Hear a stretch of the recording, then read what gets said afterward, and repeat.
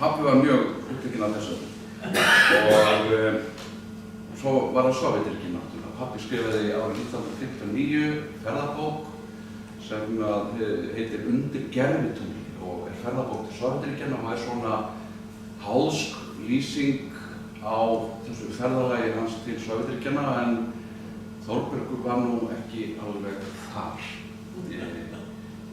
Hann hélt eins og við vitum tryggð við Sovétríkin hann í andlátið og lögmaður þeirra beggja og nágranni okkar í Karavæinu, Sigurður Baldursson lögmaður, sem var skemmtilegu kall og mikill Þórbergsmaður. Hann hafði yndi af því að vitna í Þórberg alveg undir lok ævi Þórbergs, þar sem að Þórbergur sagði gjarnan ég orðinn hundleiður á þessum Solzhenitsyn og þessum eilífa rógi Stalin. Pabbi var ekki alveg þar. En allavega, þarna vorum við í þessari gröfugöngu og eining með skáldum. Það ég og pabbi og Margrét og Þórbergur og skáld sem að lýsa yfir samleið sinni með stríðandi alþýðu og svo við Margrét. Skáldin þeir hafðu margt að tala og þeir fóru fljótt að skipta frá sögum og andríki og þeir flögruðu upp í sagnalandið þar sem að þeir gátu svifið rjásir. En við Margrét vorum meira með hugan á jörðinni og við baráttum stríðandi alþýðu við auðvaldið í mannsandi laun og lúðranna. Og ég man að við gerðum allt sem við gátum, allt sem við okkar valdi stóð til þess að fá skáldin til að ganga svolítið rösklega, ganga svolítið hraðar og halda áfram því að þetta var kröfuganga, en þetta var ekki stefnulaust skáldaráð. Og ég man, mér finnst ég muna þetta einhvern veginn að ég fann í Margréti bandan. Við vorum svona aðstandendur skálda. En við vorum samt ekki meðvirk. Bara alls ekki. En við vorum mjög samhent við Margrét í því að býsnast yfir köflunum fyrir aftan okkur sem voru komnir á kaf í skáldskapinn og í fæinu sínu og fóru sér hægt. Og hægt og bítandi drógumst við aftur úr þrátt fyrir ítrekkaðar umkvartanir okkar Margrétar. Við vorum og hætt að heyra í lúðrasveitinni, fylkingabrjósti og áður en yfir lauk þá höfðum við náð að ganga undir merkjum allra verkalýðsfélagana í samkrulli við alls konar baráttuhúsa meðlimi hverju sinni. Mig minnir að síðasti borðin sem að við gengum undir að hafi verið sveinafélag hárgreiðslumessa. Það sem skáldin sómtu sér mjög vel með svona rauðan makka og brúnan makka. Og við Margrét sem vorum farin að láta skáldin heyra það. En við náðum svo samkomunni aftur með torkið þar sem Hannibal hélt ræðu og ekkert heyrðist í henni nema svona brak eins og alltaf í ræðunum, svona rók, svona brak gegnum rókið. En fánarnir þeir glögtu og sólin skein og það glampaði á útrúsinu lúðranna og hlemmana og það ríkti eining. Og eftir þá bauð pabbi mér svo út í borg og keypti handa mér bolla af rjúkandi súkkulaði og napóleonsköku. Og meðan ég baksaði við að borða hana án þess að rjóminn sprautaðist út allt, þá sagði pabbi mér frá því sem Þórbergur hafði verið að segja og líka hvað hann sjálfur hafði verið að segja og hann sýndi mér inn í þennan handanheim þeirra upp í himninum, skjálftahimninum og ég sagði pabba frá því hvað þetta hefði verið flott lúðrasveit og hann langaði mig til þess að spila á hlemma þegar ég var stór. Mér hefur alltaf fundist þessi 1. maí ganga okkar pabba og Þórbergs og Margrétar segja sína sögu samfylgd skálda og launafólks. Ég veit bara ekki alveg hvaða sögu hún segir samt. Kannski þá að skáldin taka undir með kröfum mannana réttlæti og jöfnuð og fylgja þeim að málum. Undir öllum fánum, líka sveinafélags hárgreiðslumestara, skáldin eru líka alltaf svolítið utan við sig, eða inn í sér, eða kannski hitt, að skáldskapurinn fer sér alltaf hægt. Skáldskapurinn alltaf kröfuganga í hægagang, sem getur jafnvel endað með rjúkandi súkkulaði og Napóleonsköku og fínu hóteli, víðs fjarri þjáðum mönnum í 1000 löndum. En skáldskapurinn kröfuganga sem fer krókaleiðir og meðan aðrir þramma áfram í átt að vel skilgreindum markmiðum. Mér hefur að minnsta kosti alltaf fundist að ég hafi verið með Þórbergi í einhvers konar kröfu, æsi, og sérstaklega eftir að ég fór að lesa verkin hans. Bréf til Láru var það fyrsta og þar fékk maður frá fyrstu síðu þessa steigurlátu einstaklingshyggju, þetta stolta sjálf, þessa glaðbeittu sigurvissu, þessa kumpánlegu ósvífni sem alla tíð einkenndi bestu skrif Þórbergs, sem reis upp gegn náttúrulegri niðurskipan hlutana. Hann gerði uppreisn í ríki útvaldra, hann sallaði niður yfirvöld og valdamiðjur, hvort sem það var kaþólska kirkjan eða útgerðar auðvaldið.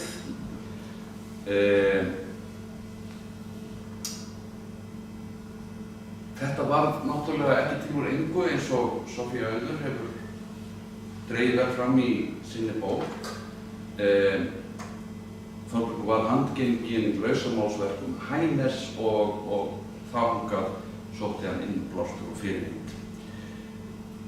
En hann var samt eitthvað svo mikið bara Þórbergur og einstæður höfundur, ekki bara á Íslandi heldur í heiminum.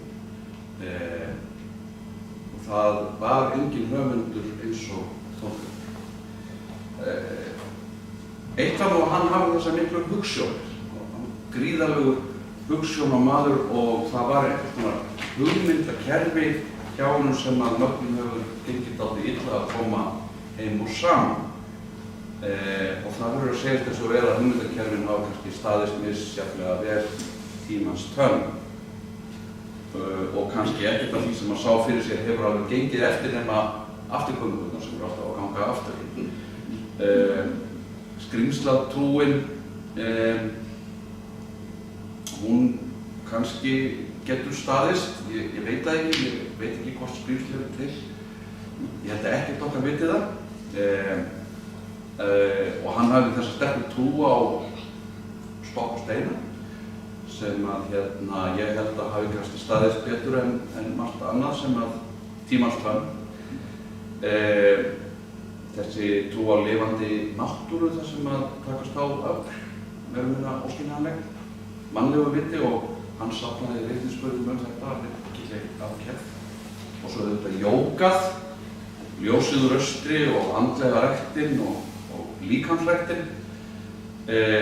Þar hafði Þórbergur miklu að miðla til okkar, en það sennilega núna útséð að mannkynið fari að tala esperanto.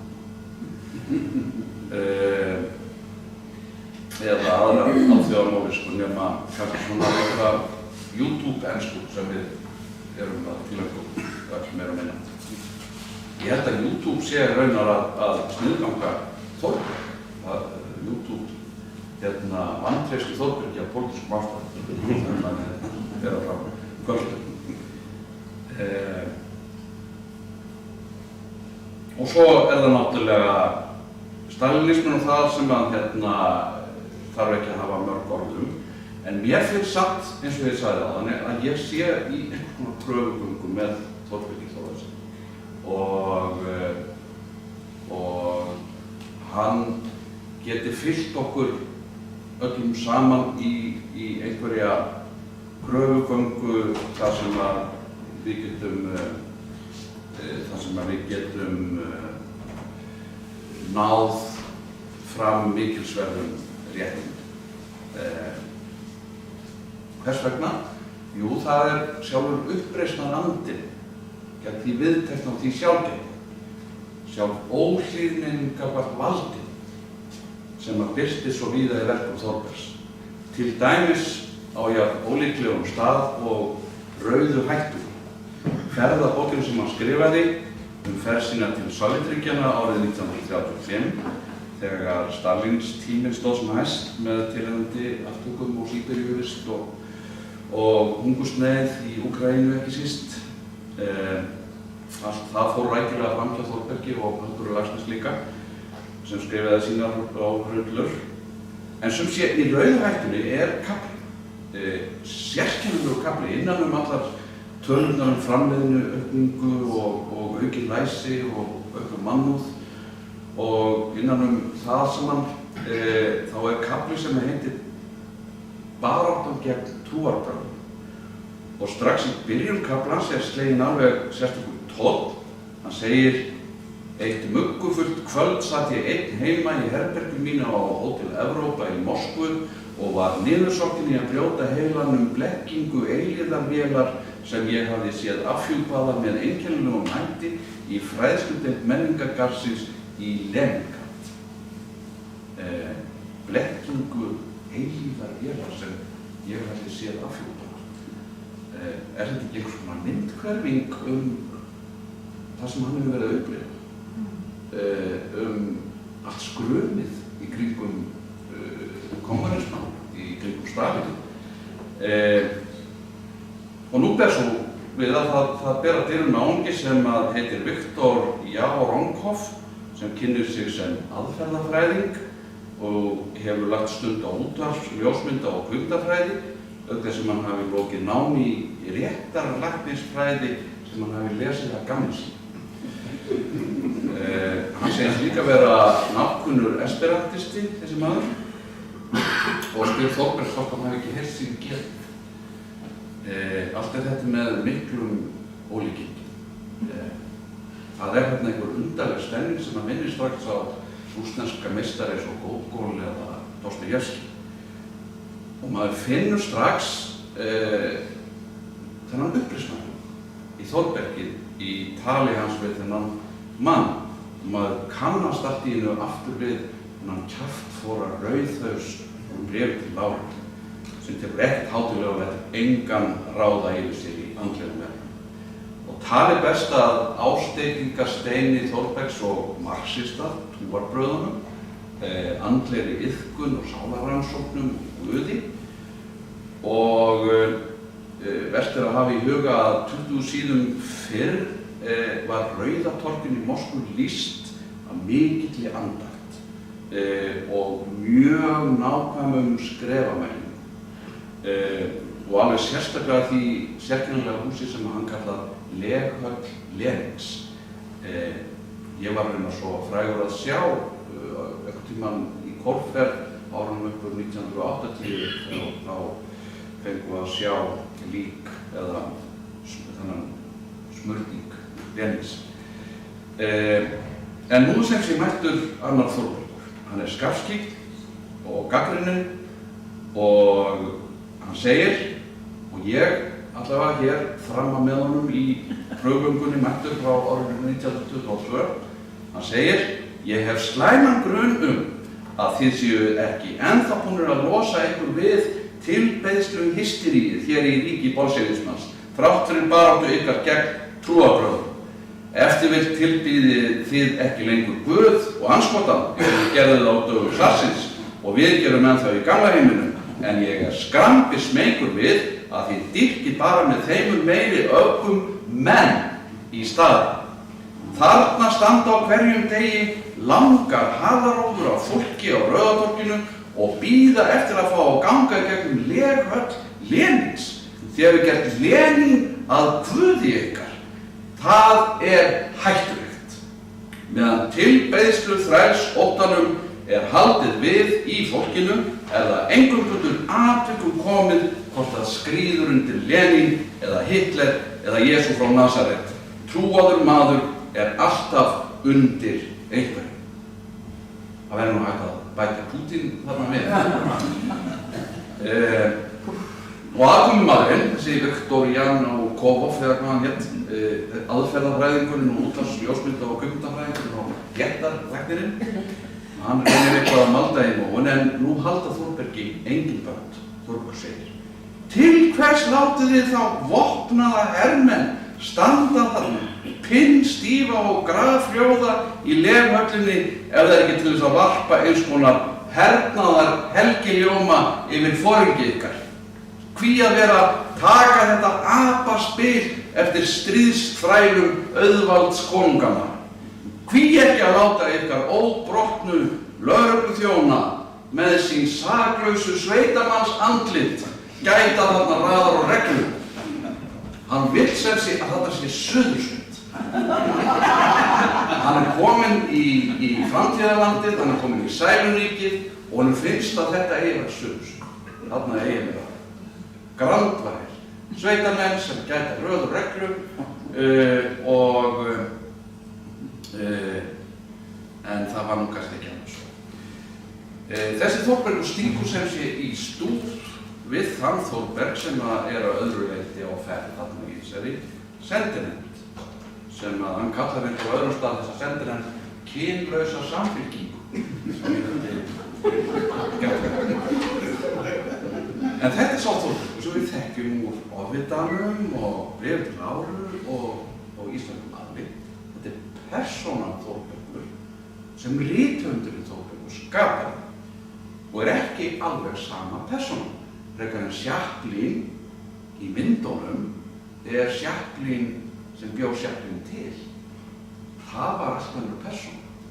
En samt er Chaplin alltaf Chaplin í augum okkar og Þórbergur alltaf Þórbergur í augum okkar. En á bakvið ímynd Þórbergs var önnur persóna. En þessi persóna allavega, þessi Þórbergur, þessi kjaftfóri Þórbergur, það er allavega minn Þórbergur. Og ég held að eftir svolítinn klofning þá hafi Þórbergarnir, tveir, þá hafi þeir náð saman. Og höfundurinn og persónan Þórbergur þeir hafa náð saman þegar hann tekur sér fyrir hendur eiginlega að afloknu mjög glæsilegu höfundaverki þegar hann tekur sér fyrir hendur að endurskapa Suðursveit, bæ fyrir bæ, tún fyrir tún, stein fyrir stein, persónu í þessum bálki sveitina sem hlaut reyndar lítinn hljómgrunn þegar verkið kom út en hefur á seinni árum orðið æ meira eftirlæti lesenda. Þessum Þórberg er ég til í að vera með í kröfugöngu leitað fögru mannlífi, jafnvægi manns og náttúru og inntaksríkum afleikum dagana.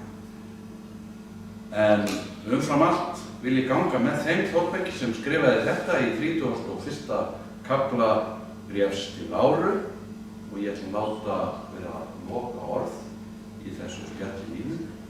Fyrir mér er engin hlutur svo heilagur að ég sjái ekki jafnframt eitthvað skoplegt við.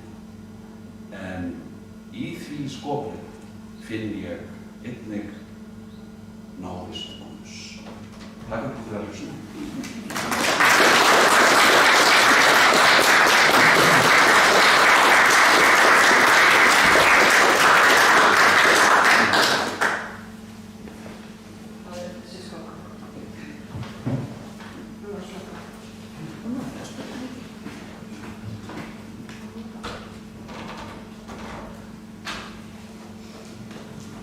Jæja, við þökkum nú kærlega fyrir þetta blessandi erindi.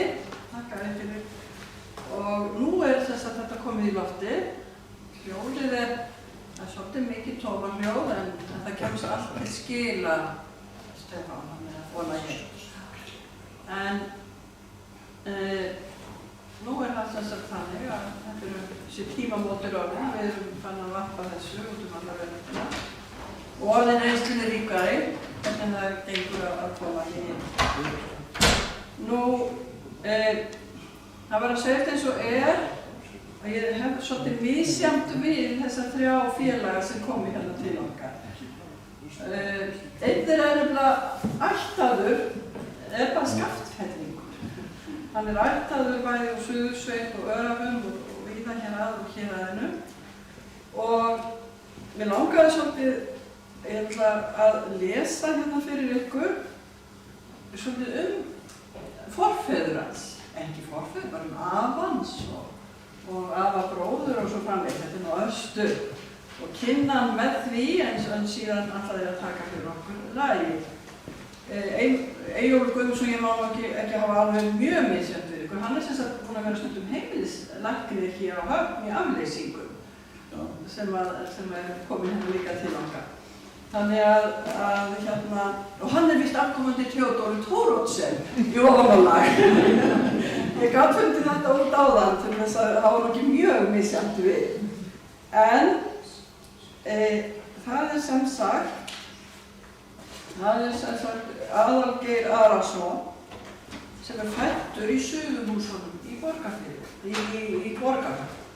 Fæddur í Suðurhúsunum í Borgarhöfn og flyttur út frá Suðursveit 2 ára gamall. Og nú erum við búin að vera svona, skoða svo mikið gamla tímann og gömul hús og svo framvegis og þá fer maður líka að skoða fólki sem bjóðar, lífskjör þessar fólks og svo framvegis. En eins og til muni þá gaf sér að Sofnir Sveinbjarnarson út bók prestskap sinn hér á þessu svæði, Suðursveit, á Kálafellsstað, meðan hann satt þar sem prestur. Og hann lýsir einmitt forfeðrum, eða afa og frænda Aðalgeirs. Og ég ætla að lesa þessa lýsingu fyrir ykkur. Í Suðurhúsum í Borgarhöfn bjuggu bræðurnir Sigurjón og Guðmundur Jónsynir sem áður var nokkuð frá sagður. Með þeim bjó einnig Bergrún systir þeirra en hún var þó langdvölum í Reykjavík sökum veikinda sinna. Á þessum árum komu einnig til bús með þeim Sigríður, dóttir Guðmundar og maður hennar, Ari Jónsson frá Fagráðsmýri neðri ásamt 2 sonum sínum ungum. Þetta eru sem sagt foreldrar Aðalgeirs. Þau höfðu áður verið búsett á Fagráðsmýri en eftir nokkur ár í Suðurhúsunum þar sem þeim fæddist 3. sonurinn fluttu þau til Reykjavík. Guðmundur hafði misst konu sína þá fyrir fáum árum. Hann var einstaklega hlýr maður og velviljaður og sagnamaður góður. Minni hans var einstakt og kom meðal annars fram í því að hann gat rakið margra ára gömul samtöl frá orði til orðs. Þannig sagði hann frá orðaskiptum sínum við bátsfélaga sinn sem hafði verið með honum á vertíð á Höfn fyrir margt löngu. Hóf hann hverja setningu ýmist með þá sagði ég eða þá sagði hann. Og þannig rakti hann samtalið frá orði til orðs. Þennan frásagnarhátt notaði hann einatt og fann ég aldrei ástæðu til að efast nákvæmni hans og trúa minniskapur. Guðmundur var víkingur til verka, velvirkur og kappsamur og átti bágt með að sitja verklaus. Iðaði þá höndum af óþreyju og raunar líkamannum öllum. Þetta er sem sagt Guðmundur afi. Sigurjón bróðir hans var fáum árum eldri og var fyrir þeim bræðrum út á við og þeir unnu saman við smíðar og húsbyggingar hjá öðrum. Hann hafði unnið við byggingar lengst af ævinnar, bæði innansveitar og austur og Höfn. Hann var meðal hans yfirsmiður af kirkjubyggingunni á Kálafellsstað, sem er vígð 1927. Sigurjón var frábærlega vandvirkur og sparaði hvorki tíma né efni við smíðarnar. Sérstaklega fékk hann orð fyrir að negla ósparlega, en hann var þá líka iðinn við að rétta upp og nota hann saum í frístundum sínum og endurnýta hann. Kröfuharður var hann ekki smíðarlaunin. Meiri umbun var hann ánægjan að vel unnu verki, öðrum til gagns og góðs. Og svo kemur þetta hérna, þessi saga, hvað eitt hefur sinn tíma. Og þá segir síðan Sofnir: áður var að því vikið að tímaskinn hafi ekki þótt mikilvægustu eiginleikar í Suðursveit. Sem dæmi má nefna þegar ég fór í fyrsta boða messur á sunnudögum, venjulega klukkan 2 eftir hádegi, átti ég von á, samkvæmt reynslu úr Fljótshlíðinni, þaðan sem hún kom, að kirkjugestir væru komnir í kirkjuna á tilsettum tíma og guðþjónustan hæfist leið og presturinn gengi í kirkjuna. Mér brá því nokkuð í fyrstu ég gekk til kirkju að verða þess áskynja að fáir eða engir voru sestir inn í kirkjuna. Þeir sem komnir voru á staðinn, stóðu út í samræðum og fylgdust gjarnan með mannaferð austur við Staðará eða suður á Steinasandi.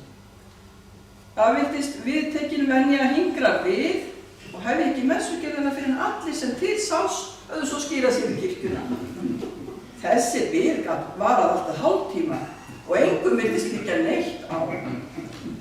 Það reyndist samt tiltölulega auðvelt að breyta þessu. Fljótlega lét ég það fylgja messuboðum að guðþjónustan hæfist stundvíslega á auglýstum tíma og þá brá svo við að fólk aðlagaði sig mjög fljótlega að hinu nýja sig. Það hélst þó nokkuð lengur að ég var komin til kirkju á undan fólkinu og tók á móti á kirkjutröppum eða í forkirkju og átti við að orðaskipti áður en það gekk kirkjuna. Þetta rifjaðist upp fyrir þær sakir að eitt sumarið á öndverðum slætti hafði verið samfelldur óþurrka kafli í hálfan mánuð og algjör frátök við heyskapinn. Slegið hey sölnar og óslegið grasbrettur úr sér. Slíkt leggst að vonum þungt á bændafólkið sem á afkomu sína undir öflun og verkun fóðurs fyrir bústofn sinn. Nú hafði verið boðið messa á Kálfheststað. Sunnudagurinn rann upp, jafn drungalegur og regnþrunginn og undanfallan daga og viku. Þegar tók á móti fólkinu við kirkjudyrnar var tíðafarið ásakið umræðuefni flestra.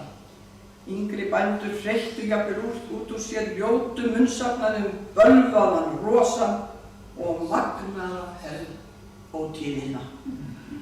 Þá ber að Sigjón gamla í Suðurhúsunum. Fótgangandi að venju, þó flestir kirkjugesta ættu þegar hér var komið ráð á farið með bílum og dráttarvélum. Hann heilsar sem jafnan ljúfur í viðmóti og bæti svo við. Það blessaður Sutti. Einhvern tímann verður hann að fá að rigna.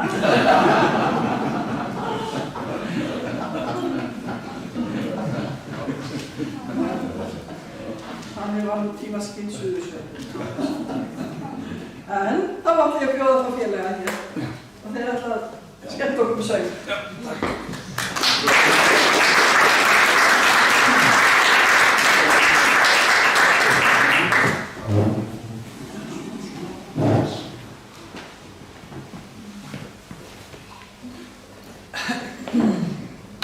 Við þurfum að sitja heldur við þetta.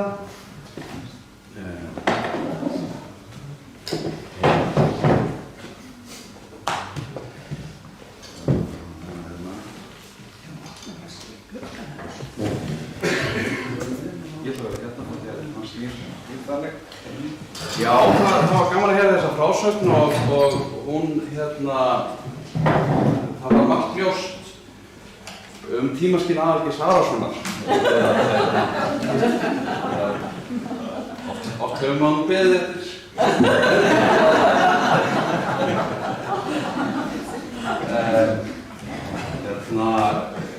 Já, við erum sem sagt æskufélagar úr Vogahverfinu í Reykjavík og Vogahverfið hefur fært okkur alls konar merkilegt tónlistarfólk, Ólöf Kolbrún og Jón Stefánsson og Bugdi Mortens og við. Við erum svona svolítið eins og Ríó-tríóið nema við erum ekki hressir og ekkert sérstaklega skemmtilegir. En við ætlum að flytja 3 eða 4 lög og hvað ætlaði ég nú að segja? Já, við skulum byrja á Grassið er grænt. Það sem sagt, við ætlum að byrja á lagi sem eftir okkur alla. Við munum ekki hver gerði hvað og við vorum eitthvað 16 ára, 17, 15, 16, 12. Þegar við bjöggum þetta lag til, þetta svona glamur í unglingaherbergi sem leiddi þetta lag af sér og við heldum að við verðum að búa til þetta lag og við gerðum okkur ekki grein fyrir því að við vorum að semja lagið Nú liggur vel á mér. En það lá mjög vel á okkur og þetta indælt lag og sú sem að lagið hún veit enn ekki af því. Áslöðu. Jú, hún veit alltaf. Erum við ekki bara að byrja?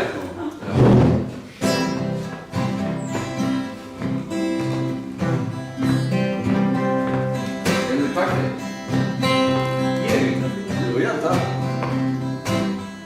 Grasið grænt og himinn blá, glóbjört hún stendur með ljóskollet á, horfir á hringinn á baugfingri sér, hlærði við því að vera trúlofuð mér.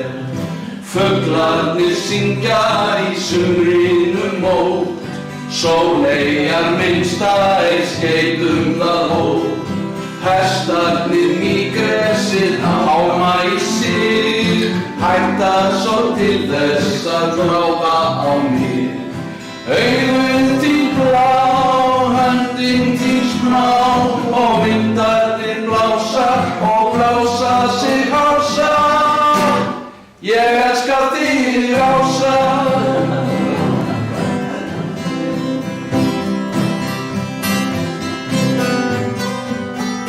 Það sóló í gangi hérna, þetta bara ómagnar að heyrist ekki.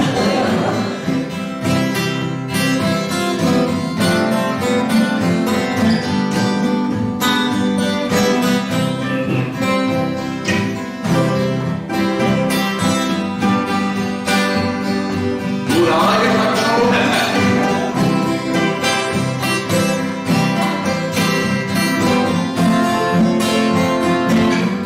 Gjum botla.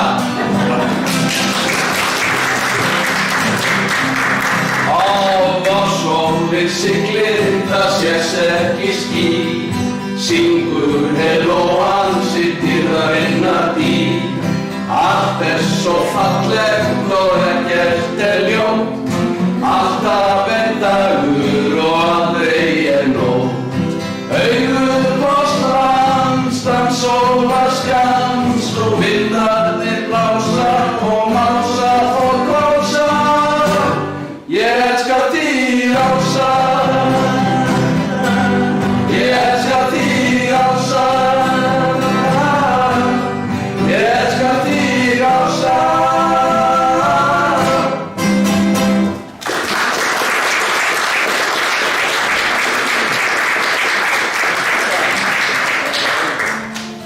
Þetta tókst nokkuð vel. Hvað segir þú? Hvað taka næst?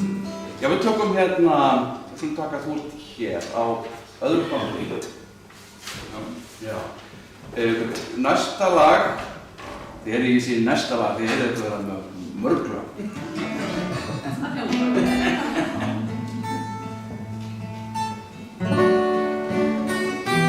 Þetta sem sagt lag eftir mig og þetta að finna á diski sem ég gaf út fyrir nokkrum árum sem heitir Ótrygg ögur stundin og fæst í öllum betri hljómplötu verslunum.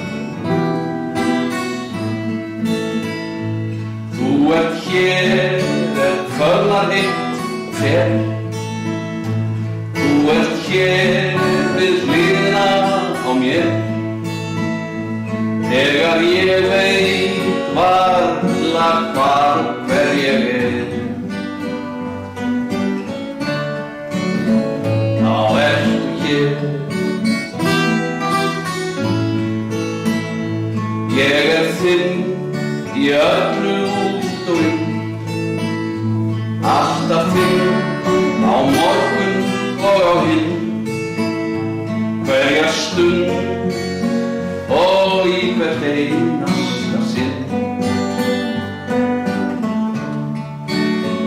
Þá ég þinn. Ég í þér fann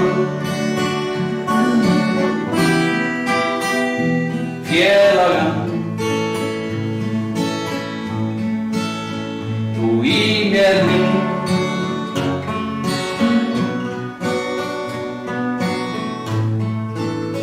Fékkst helminginn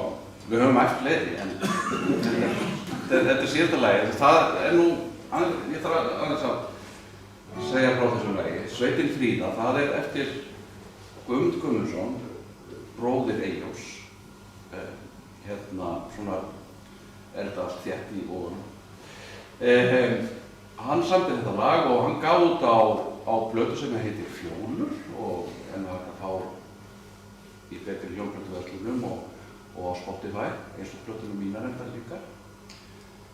Og textin er eftir Aðalgeir og þetta heitir Sveitin Fríða og það eru fleiri hljómar en orð í þessu lagi þannig að ég ætla ekki að spila gítar í þessu og syngja þess að það myndi allt fara bara í einhverja flækju. En við grunar að Aðalgeir hafi kannski eitthvað að segja þetta lag, þennan texta. Það er ekki langt en þetta er sem sagt frásaga úr lífi mínu og þetta eru svona sterku minningar úr öræfum en ég verð að gera þá játningu að ef ég hefði farið að ráðum aðra fróða þá hefði frásagan öll verið sögð hér í Suðursveit. En þetta skáldalífið að öðru leyti er náttúrulega allt sem gerist í sögunni sannleikanum samkvæmt. Mestanpart eða sumpart er vel kannski ekki neitt nema óvart. Hann setur skrökar á þessi. Já, og þetta var þannig að sem sagt Guðmundur Guðmundsson, Gimsi, bróðir Eyjólfs, hann kom til mín þegar lagið var í smíðum og spilaði og taldi sig að vona einhverju skáldgáfu, aldrei skilið kannski en alltaf ekki að hampa en þegar hann spilaði þetta lag þá er þetta svona lag sem er svona með þessa hlýjustrauma. Ég sá fyrir mér 3 erindi og sá einhvern veginn hvernig þau byggðu með Öræfajökul í bak sögu þar sem fyrst kynnt fólk til sögu og síðan komin á ljóðmennendin kemur síðast. Við skulum ekki segja það. Nei, ekki segja. En þeir skulum hlusta vel á texta. Ég vona að okkur takist að skila þessu lagi. Sveitin Fríða er náttúrulega títill yfirskriftin þetta vísun í fræga vísu eftir Eyvind í Disksnesi sem allir þekkja og Öræfavísur hans. Já, þekkjum við þær. Ég segi ykkur meira á eftir. Já. Við skulum bara byrja og að því að það vantar minn gítar þá þurfum við að spila aðeins með það. Náttúrulega. Við reynum.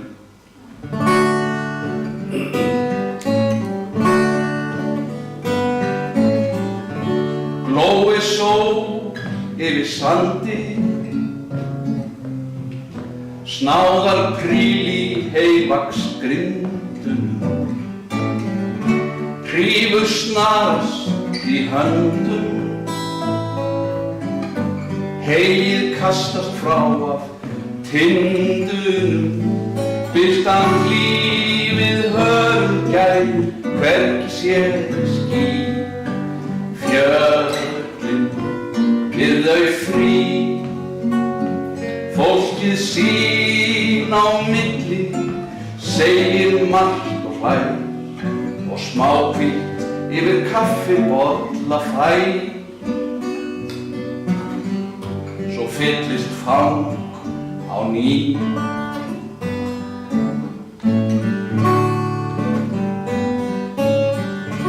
Áfram heldur það elju, elskar svona daga tærleika, andlit einbelgni og vilja,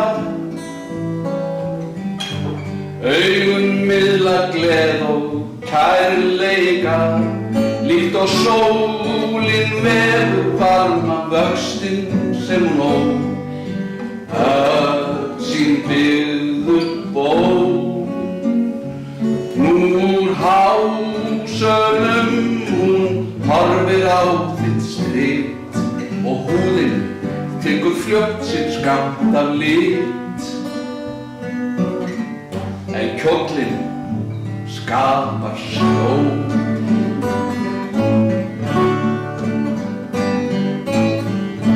Eitthvert sönglag þú syngur, sem þú kallar fram úr minninu, leynist lífsgleðin engum, leit hversu þó undir skinninu, þarna í sér unir núna agnar lífsmynd í, og þú veist innst af því að öðrum bæ í vor með bílið talið far, með búslóðin á æskustöðvarnar. Svo fæðir þú mig þar.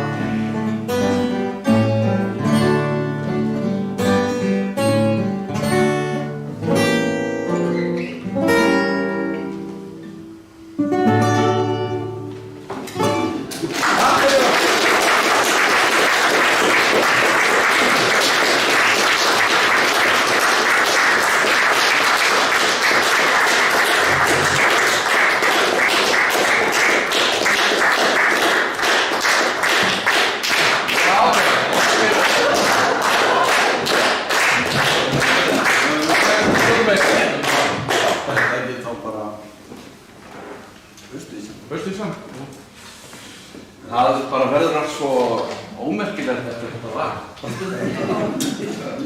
Þá er það lag eftir mig sem heitir Haustvísa, sem við ætlum að ljúka þessari litlu söngstund á fjórða.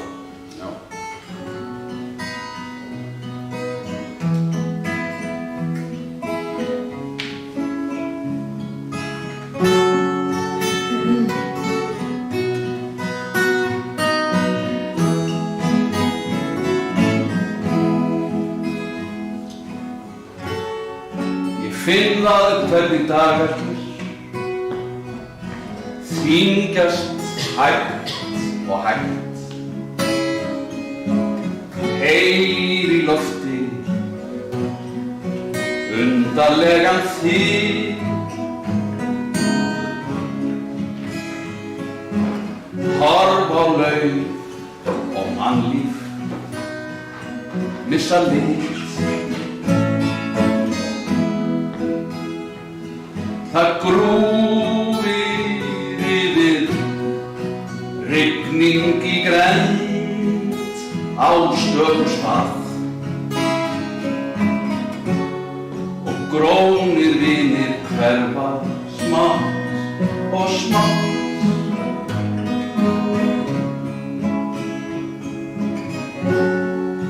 Stundum verður allt hér óskugggrátt.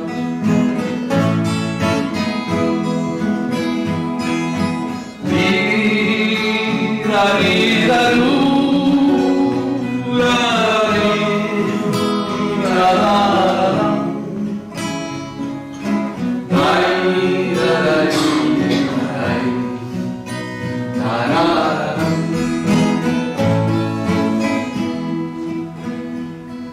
í einni svipan rofar svo allt í einu til. Undir eins fer sól að skína á mig.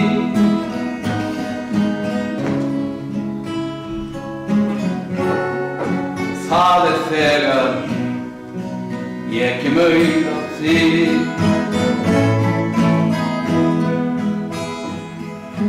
Ríðarú,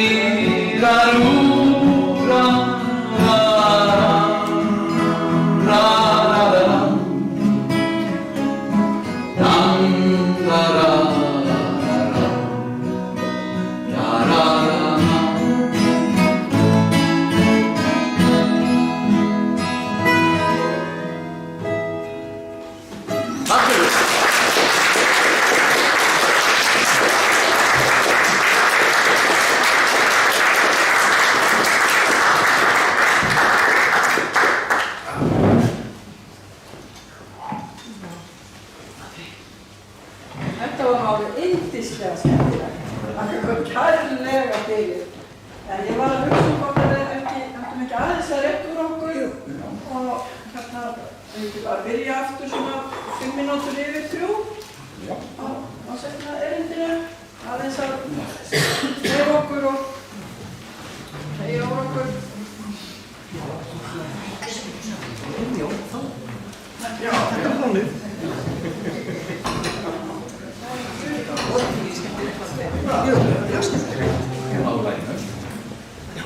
Og hefur við náðu spjalli, ég tók líka bara upp þessum sögum. Já, alla þína ræðisbá. Já. Mjög skemmtilegt. Og kaffa á könnunni hér á frammi. Þetta var fundflug. Já, Nei, sko, hann söng þetta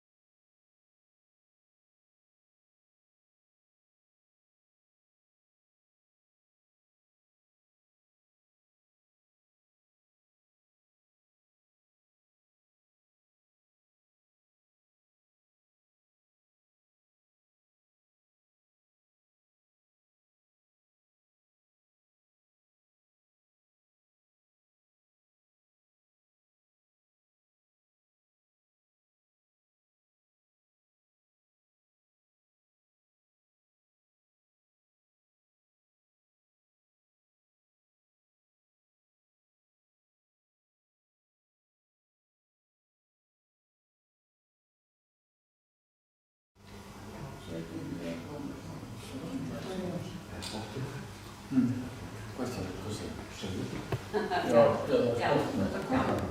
ég myndi fjóðismenn, en jæja, gott fólk, þá verður haldið áfram. Og nú er það Sólveig Pálsdóttir sem ætlar að segja okkur frá bernsku minningum sínum í Hraunkoti í Lóni. Hún gaf hér úr bókina Klettaborgina. Þetta er afskaplega skemmtilegur lestur og hún ætlar að kynna þetta fyrir okkur. Gjörðu svo vel, Sólveig.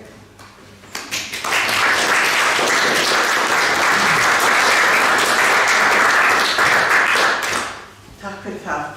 Takk, Gerður. Gott að þið fengu að standa aðeins upp. Þetta er þess að skemmtilegu stund á það. En ég er með þetta hérna á blaði því að ég fekk COVID daginn og mér er sagt að heilin skreppi saman. Þannig ég treyst ekki á þetta minninu. En það gladdi mig virkilega þegar hún Þorbjörg hafði samband og bauð mér að koma hingað í Þórbergssetrið til að tala bók mína, Klettaborgin, sem að kom út í október á því eftirminnilega ári 2020. Og það var í byrjun mars sem að ég fylgdist líkt og aðrir með því hvernig mannfólkið í þessum heimi dróð sig inn í sker, flugvélar hættu að fljúga, bílarnir hættu að aka göturnar eða maður sá varla bíl. Og það breyttist allt á örfáum dögum þegar að heimsfaraldurinn skall á. Eitthvað sem að flest okkar höfðu fram að því aðeins tengt við einhverja dystopíu, bókmenntir eða bíó. Og þessa undarlegu og óraunverulegu daga fann ég ríka þörf til að rifja upp og skrifa æskuminningar mínar og þá sérstaklega fólkið í Hraunkoti sem að átti svo mikið þátt í uppeldi mínu. Ég hafði nú svo sem hugsað þetta áður en við þessar aðstæður þá fannst mér mikilvægara en nokkuð sem áður að þetta góða fólk og þeirra skýru lífsskildi hyrfu ekki úr þessum hverfula heimi. Því að lífið það líður jú óskaplega hratt og afkomendur í Hraunkoti eru engir, því miður, þótt að sumarbörnin hafi verið mörg. Ég ýtti frá mér öðrum verkefnum og byrjaði að skrifa Sigurlaugu, Skafta, Guðlaugu og svo feðgana Friðrik og Friðra sem það heitir Friðrik Baldvin, en alltaf kallaður Friðrik. Og svo bættist fljótlega við fleira fólk í persónugalleríið og minningarnar streymdu fram mjög hratt og bókin fór í prentun í ágúst. Það má kannski geta þess að áður en að Klettaborgin kom út hafði ég skrifað 5 spennusögur, eða glæpasögur, sem eru nú orðnar 6 talsins núna.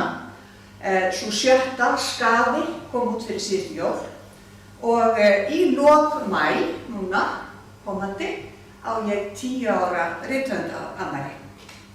En aftur á Klettaborginni. Þegar ég settist í tölvun í mars 2020 og byrjaði að skrifa fyrsta kaflan, þá nefndi ég skjalið umsvifalaust því nafni, Klettaborgin, ólíkt því sem að gera venjulega maður alltaf máltenguna, einhver heiti, réttar sagt, og fyrstu kaflarnir eru ekki mikið breyttir frá þessu fyrsta uppkasti. Í Hraunkoti í Lóni kom ég fyrst þegar ég var á 7. ári og þar var ég 6 sumur. Yfirleitt í 3-4 mánuði í senn. Fólki í Hraunkoti var ekki skylt okkur en á milli þeirra og fjölskyldu minnar voru sterk bönd og mikil vinátta. Mamma mín, Björg Ásgeirsdóttir, dvaldi þar í 2 sumur sem unglingur og þangað fórum við öll börnin hennar. Ég síðust af okkur 5 systkinunum enda langyngst. Fyrsta sumari beið mín 8 árum eldri bróðir í Hraunkoti og hann átti að vera með til halds og traust svona fyrstu dagana. Áður en hann færi aftur til Reykjavíkur til að gerast messagurti á Óðni. Ég var samferða læknishjónunum á Höfn, Kjartani Arnarsyni og Ragnhildi Sigurðardóttur í flug og bíl og þau fylgdu mér alla leið. Ég hafði aldrei hitt þau áður frekar en fólki í Hraunkoti. Ég ætla að lesa örstuttan bút sem að lýsir því hvernig Hraunkoll komið fyrir sjónir í fyrsta sinn. Þetta bara örlítið brot. Ég dauðþreytt eftir flugferðina, ég var mjög eyrnaveik og svo keyslun og ég sofnaði í aftursæti bílsins hjá hjónunum, læknishjónunum og vaknaði upp þegar þeir eru komin í lónið.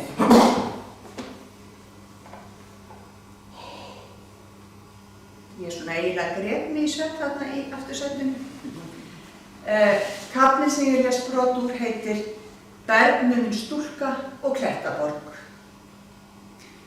Ég sest upp í sætinu, sé há fjöll og stöku sveitabæ áður við beygjum niður sandana. Þeir teygja sig svo langt sem augað eigir, þar til Klettaborgin rís eins og eyja úr hafinu. Vegurinn liggur á milli bergveggja að skrautlega máluðu fordyri sem búið til úr gömlum vagnhjólum. Læknirinn stígur út úr bílnum til að ljúka upp hliðinu sem þungt og gefur frá sér lágvært ískur það lokast að baki okkar. Við þræðum áfram veginn inn á milli klettana sem í margbreytilegum gráum litum. Þeir eru skreyttir fágætum steinum og fallegum gróðri. Ég sem bergnumin og horfi heilluð á syndrandi kristalla á djúpgrænum mosa þar til veggirnir opnast og bærinn blasir við. Hraunkoll. Frá hlaðinu stórfenglegt útsýn yfir tún og kletta, yfir eyjar og alveg niður á sjó. Sjálft húsið reisulegt, sólgult og umhverfið allt ber snyrtimennsku vitni og þeir eru viðleitni að halda því sem gert af mannahöndum í sem mestu samræmi við náttúruna. Ég ætla ekki að lesa meira úr þessum kafla en lesa næst nokkra, þetta eru allt stuttir kaflar, þar sem að ég komin og sit í eldhúsinu í Hraunkolli og ég þarna á 6. ári. Kaflinn heitir Búttaðar kleinur, hornréttar randalínur og hrifningaróp. Við erum komin inn í bæinn. En núna allt nýtt og undrandi nema augum mín hvern krók og kima í eldhúsinu. Vinstra megin við eldavélin djúpur skápur, toppurinn myndar lítið borð og við enda þess tekur annar grynnri við. Skápurinn hálfopinn. Ég sé útvarpstæki og skringilegan kassa með sveif að ofan og litla skúffu að framanverðu. Á borðinu liggja 6 rafhlöður. Guðlaug hellir upp á kaffi. Vatnið bullar í stórum katli á heitari plötunni en á þeirri ylvörgu stendur kannan. Hún úr málmi og kaffipokinn úr efni sem einu sinni var ljóst. Guðlaug heldur katlinum hátt yfir könnunni og hnitar hringi með sjóðandi vatninu. Hún sér alltaf upp á hellinguna.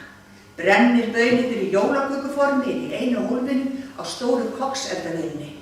Hræðir reglulega ýmist leið og malar þær síðan í litla skrýtna kassanum með sveifinni.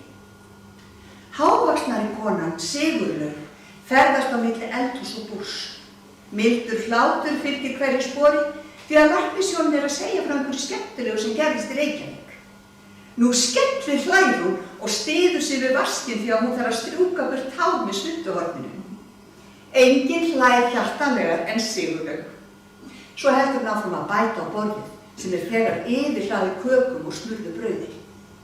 Ég hef aldrei séð eins mikið af bakkelsi, ekki einu sinni á ömmu og afa á Bessastöðum. Á miðju borði eru fylltar vasteksbollur sem búið að hlaða upp í háan turn. Neðst eru örugglega 20 eða 30 bollur en efst aðeins ein. Niður turnin renna óreglulegi súkkulaði taumar.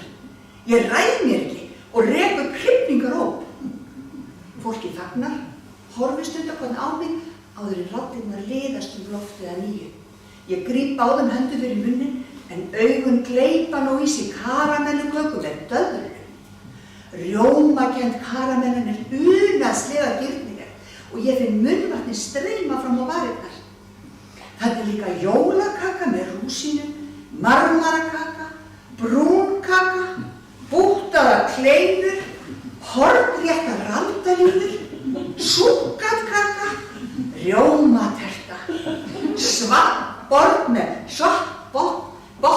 með rjóma og niðurskornum ávöxtum. Flatbrauð með heimaríktu hangikjöti, rúgbrauð með nýjum silungi, brauð með kindakæfu. Með öllu þessu bakkelsi og blíðlegu klapp á kinn frá Sigurlaugu ég boðin velkomin í bæinn sem á eftir að verða heimili mitt í 6 sumur. Seinna áttaði ég mig á því að með svona viðurgjörningi var almennt tekið á móti gestum í Rauðkoti.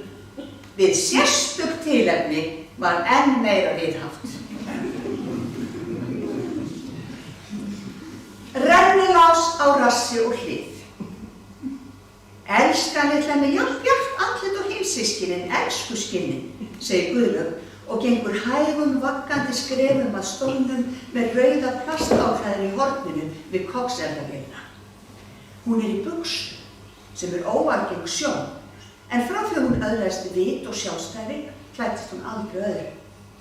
Eini munurinn á hennar buxum og þeim sem karlmenn klæðast rennilásin sem ýmist á rassi eða hlið.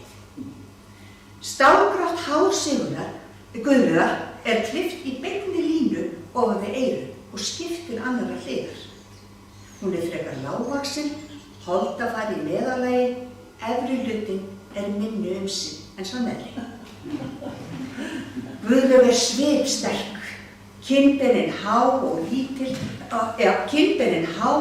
og lítil síkvik athugun augun glettin.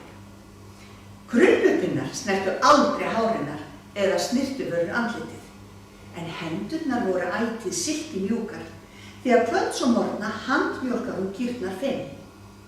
Hún talar blíðlega við hverju og eina, bindur halan upp í snærispotta og aftari fætur í hefti. Þvær spenanum með hreinni tusku og nuddar í júgursmisli á þá áður en hún hefur sitt taktfasta verk, sitjandi á lágum kolli með vel skjóluna á milli fóta og meðfærinna handa. Guðlaug sér einnig skilvinduna, en henni þarf að snúa með jöfnum hraða.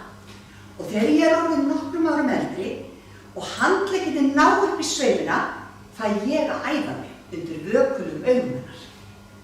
En núna mér skammtað á disk og ég fæ mjólk í glas en að öðru leyti látin afskiptalaus á meðan að heimilisfólki spjallar við læknishjónin. Ég tek glasið og drekk. Mjólkin volg en ekki vond. Þú hefur fallega svipinn hennar mömmu þinnar, segir Guðlaug. Hún hefur klæðst köflóttri blússu í tilefni dagsins og heldur annarri hendi þétt yfir bringuna. Með hinni strýkur hún yfir rennislegt hárið, hvort tveggja gróin vaninn. Guðlaug systir Skafta bónda. Þau systkinin höfðu keypt jörðina ásamt Sigurlaugu, eiginkonu Skafta, og að miklum dugnaði byggt þar upp myndarbú. Vinátta kvennanna átti sér þó lengri sögu og Guðlaug dáði mágkonu sína af öllu hjarta. Systkinin voru frá Hlíð og þangað hafði mamma mín verið send til sumardvalar þegar hún var 16 ára. Hún flaug með sjóflugvél til Hafnar, fór á hestbaki inn Nesjar og upp snarbratt Almannaskarðið inn í Lón. Hún fann sig ekki nógu vel í Hlíð, þótt fólki væri gott, og fékk því að fara Hraunkotti þar sem hún myndaði sterkt tengsl við þrenninguna góðu sem var nælinn í aldri. Sumarið eftir kom hún aftur til þeirra og seinna fóru öll hennar börn til þeirra í sveit. Nú velti ég fyrir mér hvers vegna mamma fór austur á land til fólks sem var okkur með öllu ótengt. Það hefði verið miklu nær að fara vestur á Firði þar sem afi Ásgeir átti góða vini, enda þingmaður vestur Ísafjarðarsýslu frá 1923 til 1952. Þetta og ótal margt fleira hefði ég viljað spyrja, en hafði ekki þroska til þess fyrr en það var orðið of seint. Við sumu fær maður aldrei nein svör.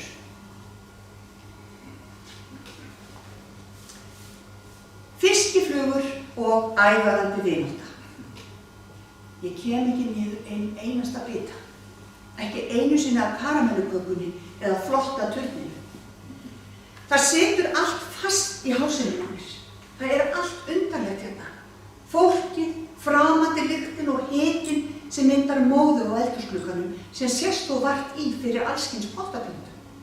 Á einnig vaxa grænir og agnarsmáir tómatar. Ég skil nú eiginlega ekkert í þeim að senda barnið frá sér svona út, heyri ég sagt. Þau hafa vafalaust sínar ástæður, öll þessi börn og flutningur á milli landa. Páll að fara í nýtt starf í utanríkisráðuneytinu og svo það selskapslífið, það þarf auðvitað að sinna því. Kökkurinn í hásinu stækkar og stækkar. Ég get ekki andað, ég að kafna. Fingur mínir grípa brúnir kollsins til að forða því að ég detti af honum. Ég sakna mömmu og pappa, mig verkjar í hjartað, en ég ætla ekki að vera smábarn. Ég ætla ekki að vera grenjuskjóða. En ég ræð ekki við kippin í andlitinu og síg snöggt upp í nefið því að hárið farið að leka niður á fína jakkann minn. Munnherkjurnar taka mér ráðin og ég get engu svarað þegar ég spurði hvort ég vilji fá meiri köku. Í glugganum suða feitar fiskiflugur í eilífri en vonlausri frelsisbaráttu. Nú heyri ég bara í þeim. Hávaðinn yfirþyrmandi. Komdu með mér sem snöggvast, elskulegur, segir Guðlaug. Ég blikka augunum til að sjá í gegnum tárin, spretta á fætur og elka hana út. Ekki framdyrnar eins og þegar ég kom inn með læknislónunum, heldur í gegnum búrið, þá skemmuna og loks út á hlað. Hundar gelta sem óðir séu. Áttu hund, spyr ég og horfi átt að gjamminu. Hún hlær. Á eða á ekki. Hér í Hraunbót eru 2 hundar, Tryggur gamla labbi. Kofið þeirra og kofaskildi kalla gangurinn inn á fjósi. Skafti setti á það reynd, þú verður ekki hrædd. En nú vil ég komast út í birtuna. Það þarfti ekkert að kássast í þeim, sá gamli hefur bitið og það var líklega að lúa honum fljótlega. En lapp í lagi. Ég skil ekki alveg hvað hún á við með því að lóa, en læt gott heita. Komdu vinkona, nú náði ég meiri rjóma út í brunn. Stuttfætt skeiða ég á eftir henni. Taktu þetta heillakerlingin, segir hún og rétti mér lítinn stein, en sjálf tekur hún ofan hnullungana 2 sem notaðir eru til að fergja hlemmin á brunninu. Taktu nú eftir, segir hún. Taktu nú eftir. Hún bendir á 3 hvít nælonsnæri sem liggja strekkt niður í hyldjúpt vatninu. Þessi fyrir rjóman, þessi fyrir mjólkina og þessi fyrir undarennina, en hún fer nú oftast beint í kálfablandið. Hversu nöfnum ekki bara í ísskápinn? Spyr ég, steinhissa á öllum þessum tilfæringum. Svoleiðis galdraskápur er ekki til hérna, því að við höfum ekki rafmagn. Aðeins ljósavél sem að Skafti setur stundum í gang.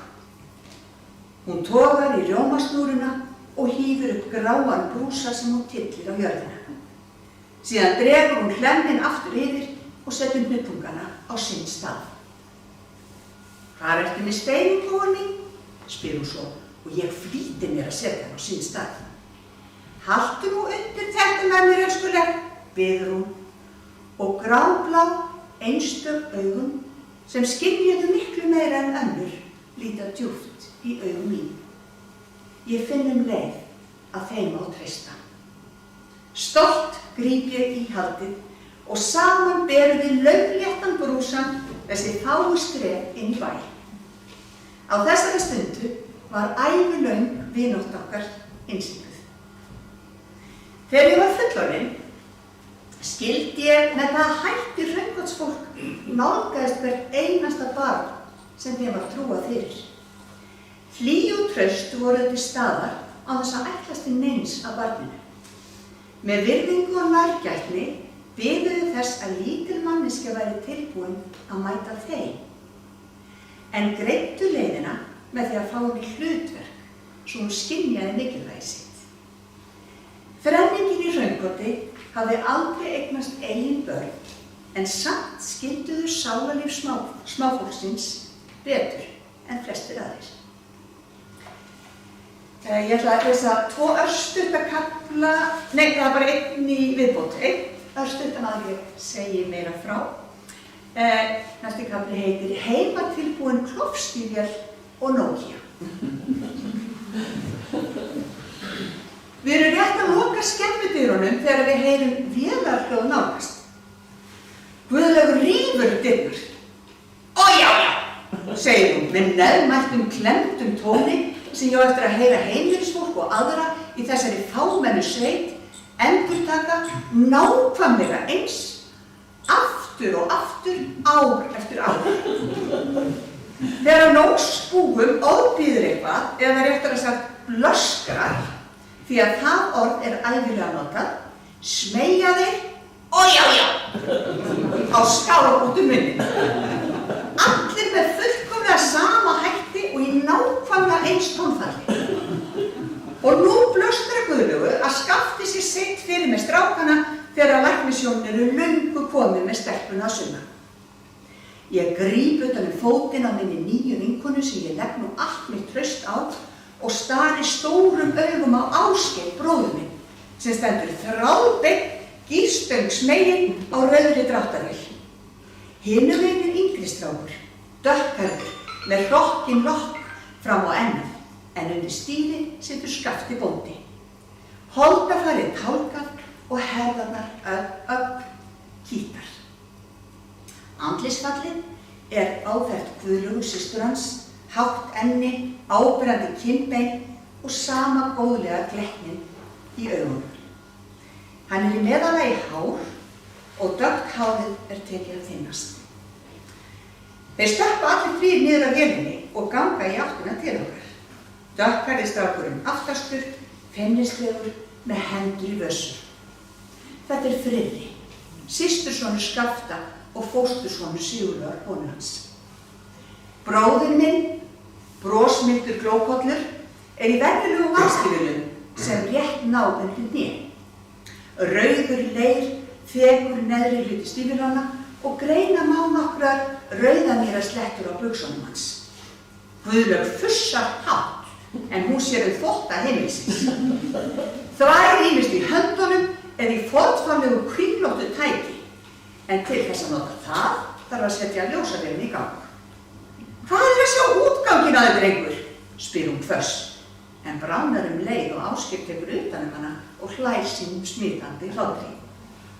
Skafti og Friðri klæðast undarlegustu stílunum sem ég séð á minni stuttu ævi. Þar sem að svarta gúmmíð endar við hné tekur við ljósrautt sem virkar smá saman og nær alla leið upp í nára. En á því svarta eru rauðar gúmmískellur hér og hvar, þar sem að stílurinn hafa verið bætt. Þetta eru heimatilbúin klofstíl og næstu sumur verður það minn æðsti draumur að eignast ein slík. Fyrir mér verður þessi skófatnaður að stöðutákni sem merkir að maður er á nógu stór til að fara út á engjar, þar sem að sagan segir að séu mörg og hættuleg dý sem geta auðveldlega glyft litla krakka með út á hári. Mörg kvöldin á ég eftir að sitja í skemmunni og horfa á Skafta, sníða til bætur, raspa gúmmí og bera lím á. Þá nauða ég í honum að gera handa mér klofstífil.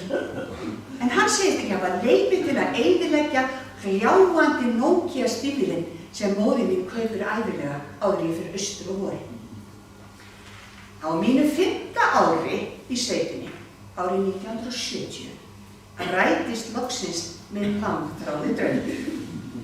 Þá bíða þau mín í skemmunni, skrúbbuð og fín, gömlu klofstífilnas freyra. Ég flýti mér á ferðafötunum og klæði mig í nýju flautu gallabuxurnar úr versluninni Geysi við Aðalstræti. Snarast inn í skemmu og í klofstífinni sem ég brýt vandlega niður svo að appelsínu rautt gúmmíið virkar sem útvíðar skálmar í beinu framhaldi af deninklæddum lærunum. Blá röndótt lítil plastflauta hangir í fíngerðri járnkeðju frá strengnum. Þú eru kallaðar flautubúskur. Sjálfstraustið þýtur upp mörg númer. Hvorki fyrr né síðar hef ég upplifað mig jafn sjúklega töff og þennan dag í skemmunni Rönguti.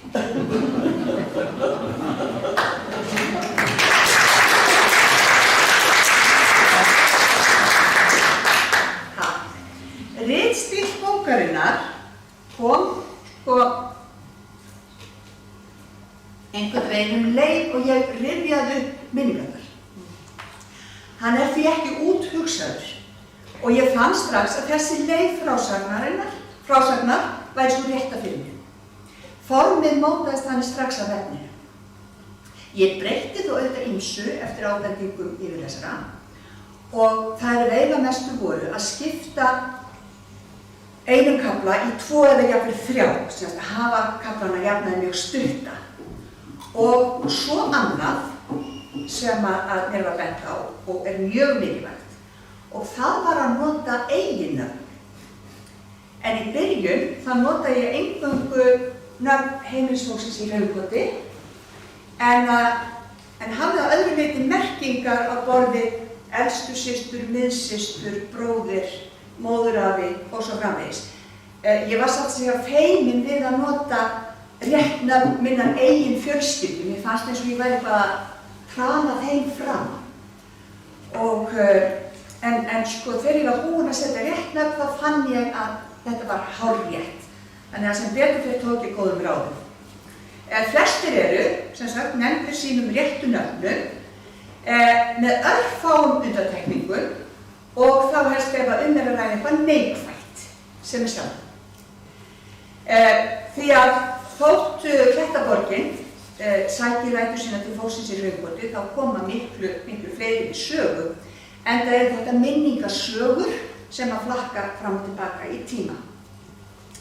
Ég segi frá ýmsu, svo sem þegar handleggsbraut prestinn á Höfn, fyrstu ástinni, mági mínum sem kom 1970 frá Indónesíu, skólanum, leiklistinni, já, mörgum fleirum. En hér ætla ég að halda mig að mestu leyti við Hraunbot og já, ég verð að bæta því við að eins og ástandið er í dag, í heiminum í dag, þegar að hræðilegt stríð er skollið á í Evrópu, þá verða þessi skýru lífsgildi sem að einkennast af velvild og virðingu enn mikilvægari en áður. Já, það finnst mér.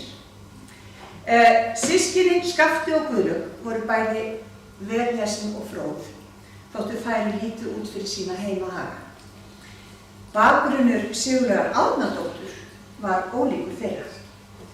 Hún stundaði nám við Kvennaskóla í Reykjavík og síðan við Hjúkrunarkvennaskóla Íslands, þaðan sem hún útskrifaðist með fyrsta árgang skólans vorið 1933. Eftir útskrift ferðaðist hún Norðurlöndin áður hún réð sig á Generalsjúkrahúsið í Birmingham, þar sem hún tók barnahjúkrun sem sérnám. Þegar því lauk fór hún eftir Belgíu og bætti við sér sérnámi í spítalastjórnun við Brugmann sjúkrahúsið í Brussel. Eftir heimkomu til Íslands vann hún á Hvítárvandinu og á röntgendeild Landspítalans. Og meðal sjúklinganna ekki þar, heldur semst á Hvítárvandinu, var Guðlaug Benediktsdóttir frá Hlíð í Lóni, sem líkt og margir aðrir háði baráttu við berkla. Þegar hún hafði náð heilsu á ný, bauð Sigurlaugu að heimsækja sig austur í Lón. Þar kynntist Sigurlaug Skafta, bróður hennar, og þau 3 keyptu saman Hraunbot. Þannig atvikaðist það að heimskonan Sigurlaug settist að í afskekktri sveit. Sigurlaug sat í fjölmörgum nefndum og ráðum, meðal annars fyrir Kvenréttafélag Íslands og var í forystu fyrir fjölmörg umbótamál. Fyrir störf sína félags- og menningarmálum fékk hún riddarakross Fálkaorðunnar 1975. Sigurlaug þýddi bækur og hélt erindi í útvarp og þá var hún frumkvöðull í garðrækt. Í Hraunboti voru ræktuð tré af ýmsum tegundum, þar var mikill grænmetis- og salatgarður að ótöldum skrautgarðinum þar sem að ótrúlegustu blóm döfnuðu vel, en Sigurlaug fékk send fræ frá ýmsum stöðum í veröldinni. Ég ætla að lesa fyrir ykkur stuttan kafla sem heitir Morgunstundir í Blómagarði.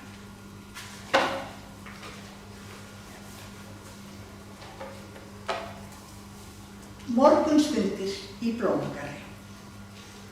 Sigurlaug ræktar alls kyns grænmeti og ber fram salat með flestu mat, nokkuð sem mörgum þykir í meira lagi undarlegt.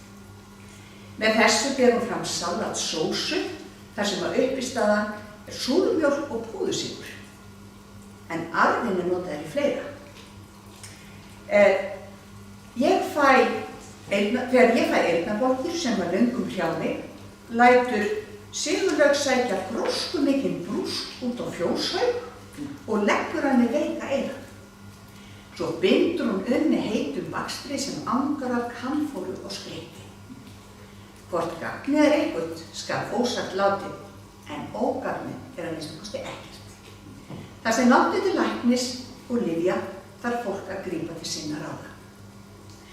Blómagarðurinn í Hraunkotu þó stolt og mesta yndi Sigurlaugar, en þar sem hann aðeins til skrauts og ánægju, sinnir hún honum utan síns langa vinnudags.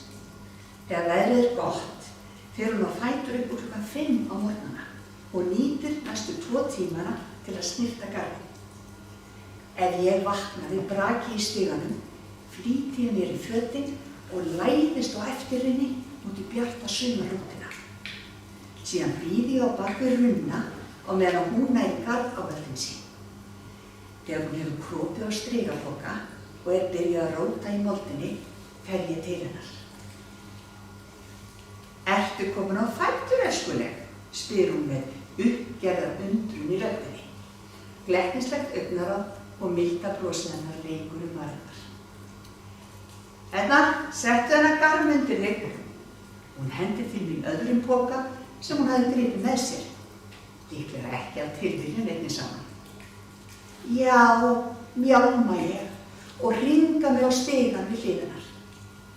Fyrstu mínúturnar vinnur hún hljóð og ég anda vægarlega að mér gróðurilminu en af svefndrukkin. Svo byrjar hún að raula lágt fyrir munni sér og ég finn eftirvæntingakíll í maganum því fljótlega að byrja ævintýrin að streyma. Gilitrutt, búkolla og tumi þumall, hvert af öðru rennaðu upp úr henni í birtu sumarmorgunsins. Sum hef ég heyrt oft áður, en inn á milli fæ ég að heyra ný ævintýri eins og Hlina Kóngsson og Grámann í Garðsson. Sagnabrunnurinn óþrjótandi. Á milli ævintýra syngur hún með mér og leiðréttir mjúklega ef ég villist frá réttum tóni. Í uppáhaldi ef ég væri ógnarlangur áll, örmjór og háll, skyldi alltaf hringa mig utan þig. Hjartað í mér eins og bráðist mér, út mig ef ég missi þig. Þú mitt eina lífsins kóngaljós, ljúfasta drós. Sigurlaug segir mér að þetta sé ástarljóð pilts til stúlku og það vekur með mér óljósa spennu. En textinn höfðar þó miklu frekar til mín vegna þess að steiktur áll uppáhaldsmaturinn minn. Og á þessu skeiði í lífinu skiptir maginn mun miklu meira máli en fjarlæg rómantík. Morgunstundirnar í garðinum með Sigurlaugu á meðal minna ljúfustu bensku minninga. Já, Skafti bóndi í Hraunkotu og Friðrik veiðimaður sem átti þar heimili í áratugi og hérna á eftir þá setja upp myndir sem munu renna bara svona í slideshowi, nokkrar myndir sem ég tók með mér meðan annars af þeim. En Friðrik veiðimaður og Skafti koma víða við þessari bók og fyrri kafli sem ég les ber heitið Krefjandi spurningar.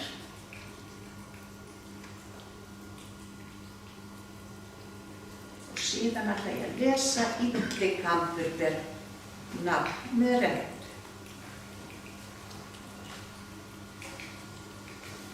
Nei, fyrst var Illi kambur ber nafn með rentu.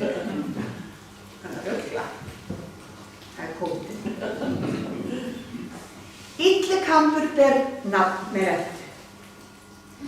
Skafti bóndi Hraunkotu fór einu sinni austur á firði en að öðru leyti ekki út fyrir Austur-Skaftafellssýslu fyrr en hann var kominn vel yfir 70. En þá þurfti hann tvisvar sinnum að leggjast á spítala í Reykjavík.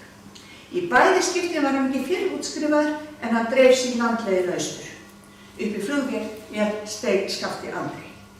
Vestari hluta sýslunnar heimsótti hann aðeins sem ungur maður þegar hann gekk alla leið úr Lóni og yfir í Suðursveit til að fara á bak. Óbrúuð Hornafjarðarfljótin eftir honum ekki frá að komast á skemmtun. Þá seinna var hann áratugum saman fjallkóngur í haustsmölum.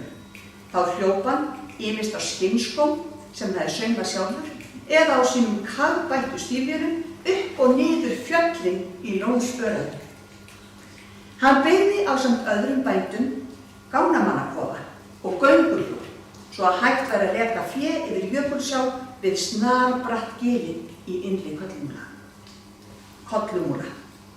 Skafta þóttu þessar ferðir sem að oft tóku marga daga ekki mikið tiltökumál, en talaði þó stundum að illi kambur bæri nafn með rentu. Skafti vinur minn var vel gefinn, glaðlyndur maður, góðhjartaður og ákaflega fróður, þótt skólagangan hafi verið lítil sem engin. Frásagnagáfa hans var einstök og enginn sagði skemmtilegri sögur en hann. Þrátt fyrir ævilangt stritið var alltaf stutt í glettnisglampa í augunum og breitt bros. Af honum lærði ég að umgangast bæði dýr og náttúru af virðingu. Þræða alltaf sömu leiðarnar í klettunum til að skemma ekki mosann og raska ekki heldur ró huldufólksins sem átti heimili sitt í þeim nokkru. Ég spurði hann einu sinni hvort hann hefði séð huldufólk. Skafti var dulur og svipur, eins og hann vildi helst ekki tala þetta, en svaraði mér síðan því til að hann sæi huldufólkinu stundum bregða fyrir, en næði ekki sambandi við það. En það gæti Guðlaug, systir hans, enda væri dulrænar gáfur hennar miklu öflugri en hans. Mér þótti strax ógnarvænt Skafta og mitt helsta markmið í lífinu var að fá að fylgja honum allan liðlangan daginn. Ég var lítið spennt fyrir að vera inni við og hjálpa til við húsverk. Þó sumt var ég skemmtilegt, þó var sumt skemmtilegt, eins og til dæmis að leggja borð. Það þótti mér ákaflega spennandi verkefni, því að hver og einn heimilismaður átti sitt glas, sinn disk, sinn gaffal, sinn hníf og sinn súpudisk og skeið. Enginn diskur leit eins út. Sköftin á hnífunum höfðu sín sérkenni. Gafflarnir voru beyglaðir á mismunandi stöðum og hver skeið hafði sína sérstöku dæld. Það var mér mikið metnaðarmál að kunna þetta allt og vera snögg að leggja borð, allt á réttan stað við réttan stól, því að sjálfsögðu sat hver maður alltaf á sama stað. Einn fékk þó ætíð gestadisk, en það var Friðrik, veiðimaðurinn sem hefði verið boðið að koma í Hraunkot með ástgamlan son sinn áðurnefndan Friðra, eftir að Kristín móðir hans, sem var yngsta hálfsystir Guðlaugar Skafta, lést langt fyrir aldur fram eftir heilablóðfall. Sigurður gekk Friðra í móðurstað og drengurinn var augasteinn 4 fullorðinna sem öll voru komin á miðjan aldur. Og seinni kaflinn sem ég ætla að lesa hér, þetta er svona alveg að verða búið, heitir Krefjandi spurningar. Krefjandi spurningar. Þegar ég kom fyrst í Hraunkot hafði Friðrik dvalið þar í 9 ár og í mínum huga var staðan svo heimilinu einhvers staðar á milli þess að vera gestur og heimilismaður. Ástæðan gat verið sú að hann hvarf oft í marga daga til veiða. Friðrik sá grenjavinnslu fyrir hreppinn en veiddi líka sel, hreindýr, gæs, silung, ár og fleira. Hann verkaði selskinn og safnaði saman refaskortum sem hann lagði fram sem sönnun gegn greiðslu. Stundum var með yrlinga í búri sem þurfti að stækka svo að meira fengist fyrir skotin. Friðrik lagði heimilinu til nær allt nýmeti, kjöt, fisk og egg, en tók lítinn þátt í hefðbundnum búskap. Hann átti landgróður jeppa sem var allatíð eini bíllinn á bænum og sá að keyra heimilisfólk ef þess þurfti og sótti einnig flest það sem vantaði til heimilisins. Hann hafði frá mörg að segja enda sá eini sem fór að einhverju ráði á milli bæja. Þegar Friðrik er heima situr hann gjarnan í einu horninu á eldhússtól með rauðu plastáklæði, oftast með annan fótinn á sessunni svo að oddhvasst hnéð nemur næstum við andlitinu. Tóbaksdósin aldrei fjær, frekar en klútunni sem hann slíti sér reglulega í með hressilegu hljóði. Hann drekkur molakaffi úr glasi og stingur upp í sig sætabrauði sem hann sparar ekki við sig þótt aldrei sjáist á hót. Friðrik hefur gaman á að spjalla, ekki síst eftir langa einveru á fjöllum. Stundum, þegar frændurnir Skafti og Friðri eru farnir til verka og mágkonurnar eru önnum kafnar, sitjum við ein eftir í eldhúsinu. Þá spyr hann mig alls kyns krefjandi spurninga, eins og hvaða skilning ég leggi í orðið hugrekki. Hvort ég álíti að hugrekki felist í því að ráðast gegn ofurefni, eða hvort það þurfi meira hugrekki til að ganga í burtu. Hann vill líka vita hvort ég haldi að það komist einhvern tímann á friður í heiminum. Segðu mér Sólveig, hvenær finnst þér réttlætanlegt að drepa dýr og hvenær ekki? Spyr hann nefmæltur og bíður spenntur eftir svari. Aldrei nema til að borða þig, svari ég ákveðin. Því ég sammála, segir Friðrik og stingur sykurmola á milli tannanna áður en hann sýpur á kaffi. Nema hunda, það má skjóta þá ef þeir eru orðnir mjög gamlir eða ef þeir bíta, en maður á ekki að borða þá. Mikið rétt, hóstar Friðrik því að hún svelgist á kaffinu. Já, og það má líka skjóta rollur sem eru búin að vera lengi aðvelta og get ekki lifað lengur, en maður á ekki að borða kjötið því að það getur verið sýkt, flýti ég mér að bæta við. Sko, ertu skilug, stelpa? Það Skafti sagði mér það. Eftir að geimfararnir Armstrong og Aldrin stíga fyrstimanna fæti á tunglið, snúast umræðurnar oftar en ekki hugsanlegt líf á öðrum hnöttum. Og ef svo væri, þá í hvaða formi. Ég hef oftast nær gaman af þessum vangaveltum og upp með mér að Friðrik skuli nenna að ræða svona merkileg mál við mig sem ekkert veit. Já,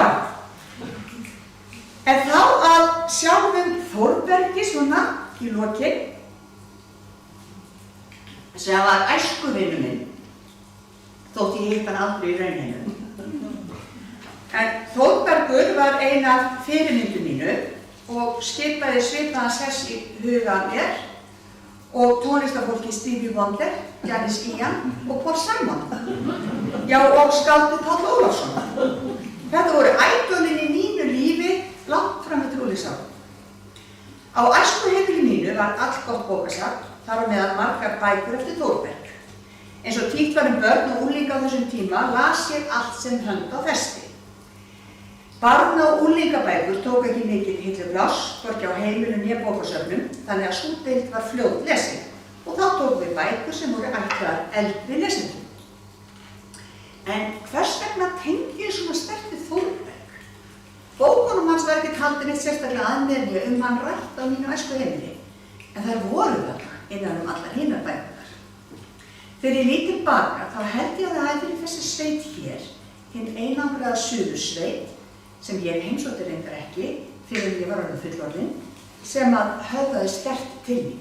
Enda var lónið mjög einangrað á þessum tíma, með snarbrattan fjallveginn upp Almannaskarði og illfæra lónshliðina hinum megin, austan megin.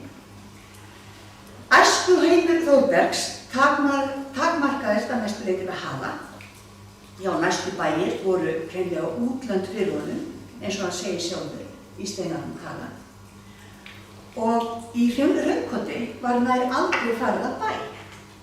Og þar bættist við að því ég kom fyrst þangað, var ég nýflutt heim frá útlöndum, þar sem að faðir minn, Páll Ásgeir Tryggvason, starfaði í utanríkisþjónustunni.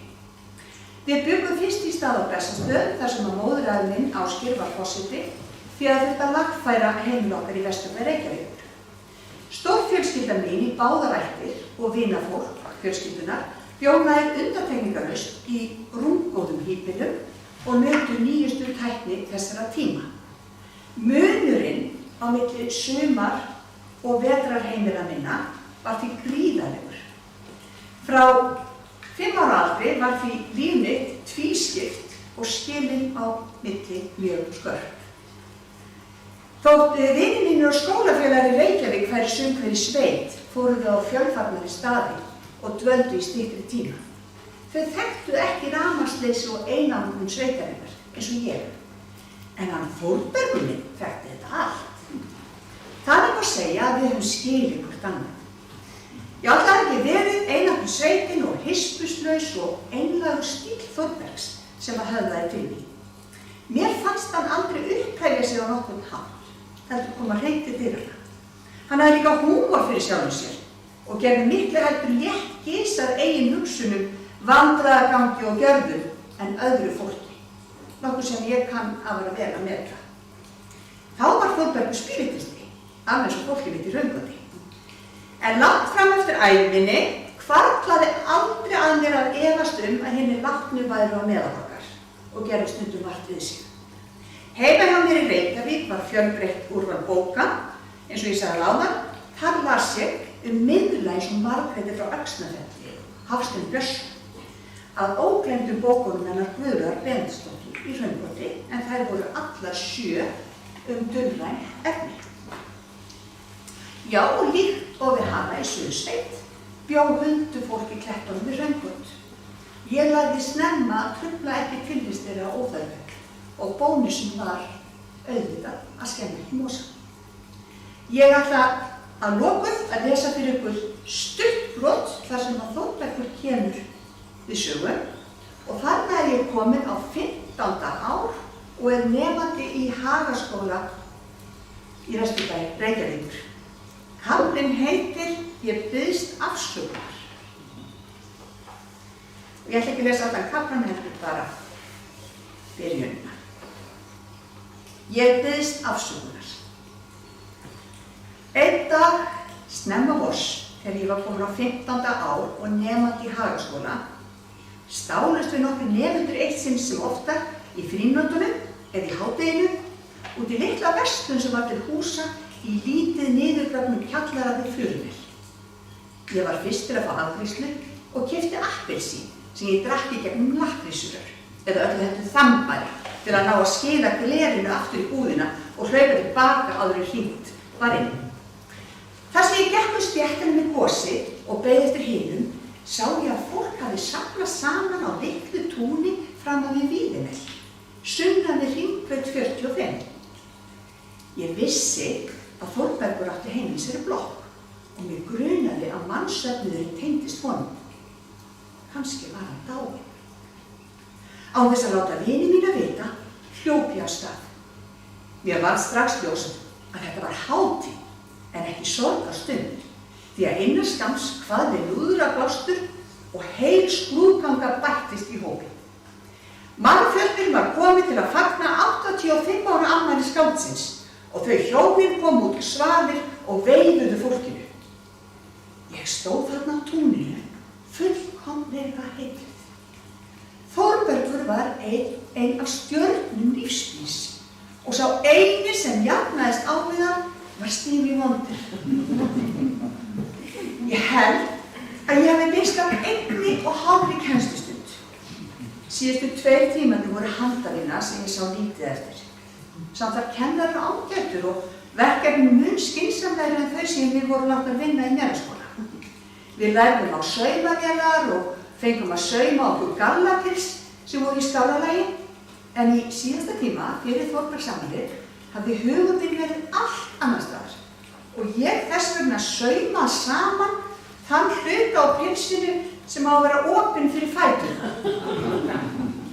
Ég mun aldrei gleyma augnaráðinu sem kennarinn sendi mér og nú hafði ég sem sagt bætt betur og skrópað í tíma. Ég bankaði á dyrnar sem voru opnaðar eftir nokkra stund. Saumakennara augun horfðu ásakandi á mig. Afsakaðu hvað ég segi, sagði ég. Segi? Þetta kallast skróp? Ég biðst afsökunar. Hvar varstu? Ég tafsaði eitthvað Þórberg Þórðarsson en uppskar aðeins enn undarlegra augnaráð en ég hafði fengið vikuna áður. Það fór ekki að milli mála að hún áleit mig eitthvað einkennilega. upp til skólastjóra með þig, beinustu leið. Þetta var í fyrsta og eina skipti á allri minni skólagöngu sem ég fekk slíka refsingu. Ég drattaðist upp á aðra hæð skólans og lét vita að mér á skrifstofunni. Mér var sagt að bíða frammi þar til að kalla þeirði á mig. Það leið dágóð stund og mér leið hreint ekki vel. Eftir langa setu á skrifstofuganginu opnaði Björn skólastjóri loks dyrnar og vísaði mér inn. Jakkafötin höfðu aldrei farið honum jafn fullkomlega. Hárið á honum aldrei verið jafn stífgreitt. Gleraugun aldrei beinni á nefinu eða slaufan oddhvassari. Þungur á brún sagði mér að setjast. Sjálfur fékk hann sér sæti við velrætt skrifborð. Hvað hefur þú þér til málsbóta?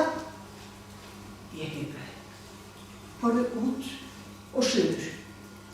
Hverju átti ég að ljúga að honum? Gat ég sagt að það var neitt mig? Nei, varla.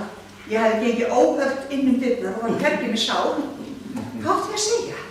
Þetta var svo asnalegt að líklega myndi aldrei trúa mér. En í einhverju stresskasti lét ég vaða. Sagði sannleika. Að ég hefði stolist út í búð, séð allt þetta fólk og komist að því að meistari Þórbergur ætti afmæli. Það voru ræður, sungið og mikið klappað og ég bara gleymdi mér. Björn horfði út gluggann. Skóladagurinn var búinn og nemendur streymdu út á stéttina fyrir utan. Stelpur og strákar með axlasítt hár og útkrotaðar gráar liðartöskur og striga hangandi yfir axlina. Á mörgum þeirra var stórt písmerki. Skólastjórinn stóð upp, togaði jakkann og lagfærði slaufuna á þess að þyrfti. Svo rétti hann mér höndina. Ég hef ýmislegt verra en þetta, sagði hann og brosti út í annað. Í næsta handavinnutíma laumaðist til að kíkja í klokkan þegar kennarinn státti til og sá þá að búið var að breyta stóra S-inu sem stóð fyrir skró í N fyrir mæting. Já, ég þakka gott hljóð. Ég kom með nokkra myndir sem munu rúlla hér yfir tjaldið og eftir og ef einhvern hefur áhuga á að kaupa Klæknaborginni eða ég kom með 4 síðustu bækurnar mínar, þá er auðvelt að millifæra greiðsluna. Ég kom með hana hér og svo bara þakka ég fyrir, þetta búið langur dagur, en mikið óskaplega voru þið góðir áheyrendur og óskaplega gaman komingar. Takk kærlega fyrir mig.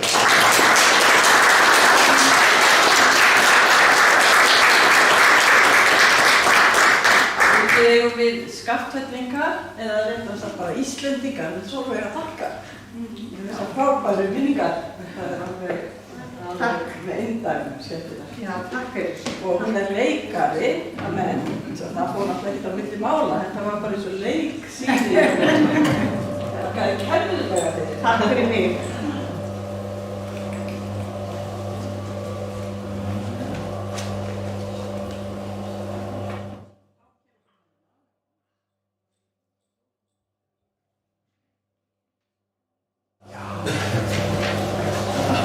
Við höfum ekki bara að renna þess að stað og... Já, það? Hvað varst þið segið? Ég kom í Eyðum, það var bara ljósaði og ég var bara einn með gömlu Jón. Einmitt. Ups. Ljósaði, þú var svona einu sinni viku. Svo kom allir brann sem hann síðan sögur. Já. Svo var náttúrulega, var það ekki sími með Jú, það var sveita símið. sveita sími sko. Jæja, Stefán. Þú ætlar að sjá Ég segi frá þessum fyrir. Ég segi frá þessum fyrir. Já.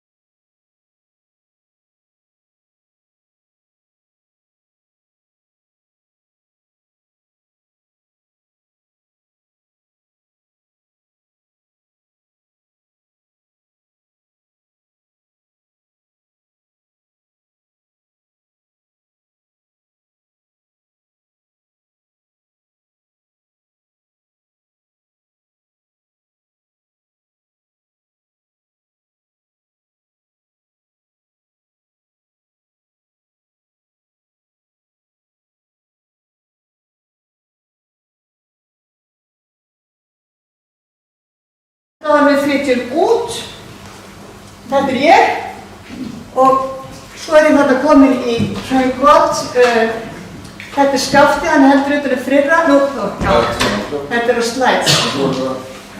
Getur tekið þetta af, þetta er ekki mín hljóð sko. Er það ekki? Segir það ekki? Já, flott. Hvor er hundurinn sem beig? Þetta er hann, þetta er Lappi og þetta er Tryggur.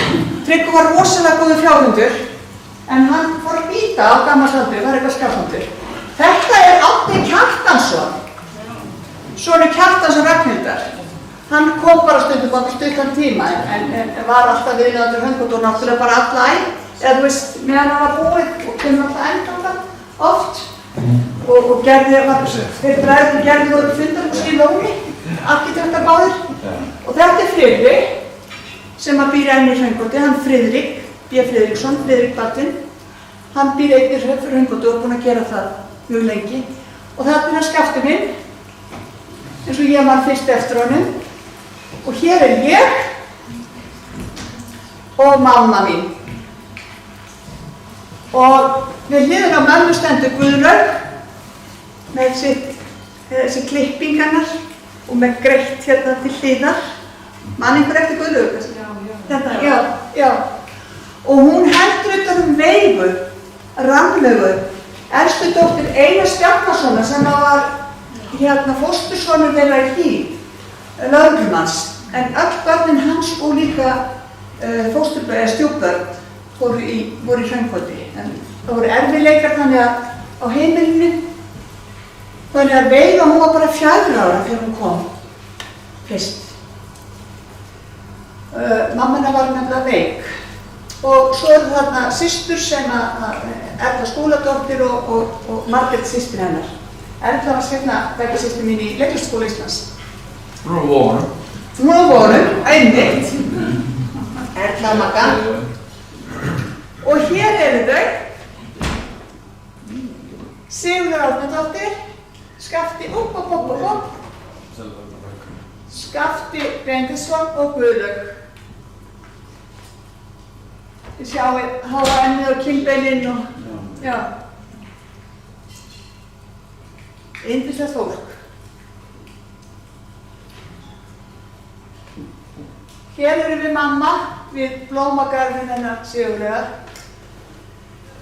Og mamma kom stundum að sækja mig á haustum og ég var svo fegin við hana, hún var svo fín. Hún passaði ekki inn í þetta umhverfi. Sömuleiðis, ég segi nú frá því bókin, sömuleiðis var Sigurlaug þegar hún kom suður og var stundum hjá okkur, gisti hjá okkur, þá var hún allt öðruvísi en í Hraungvoti. Þá var hún með hnút og nælu og í drakt með nælu og þá var ég fegin í Sigurlaugu. En mamma kemur að sjálfsögðu heilmikið við sögu. Og hér er mynd sem ég fékk frá Árna Kjartansyni. Þetta er Skafti og hér er Illikampur. Þetta fóruðu nú bara, eins og ég segi, Skafti hljóp þetta upp og niður. Á sínum bættu stífilum. Ég man nú reyndar ekki eftir skinnskónum en heitir Sögur.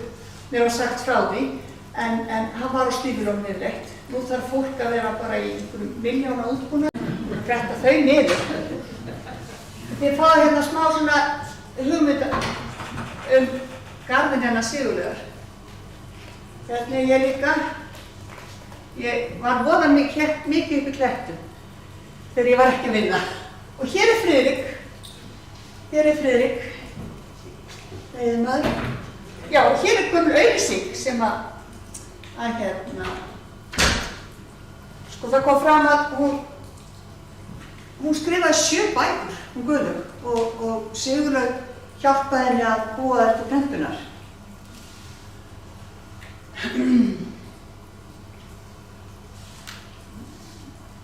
Ég gluggaði í þetta þegar ég var krakki en ég hef ekki lesið þær. Ég verð nú að segja það, bara svona las brot og brot, kapla og kapla. Svo að sjálfsögðu þá átti ég kindur og var nú aldeilis rokkin með mig. Ég var farin að geta lagt inn. Hérna erum við bara í heimsókn 1984 og Guðlaug þarna er í nýju stofunni í Hraunkoti. Setti nokkrar nýrri myndir með. Og hérna. Það var heilmikil viðbygging sem var byggð í Hraunkot, en ekki klósett, þannig að það var jafnlangt á klósettið áður. Hér er Skafti, sumarið 86. Hér er Torfi maður minn að hjálpa til heiskap, til Friðrik, Skafti og Friðrik og Skafti.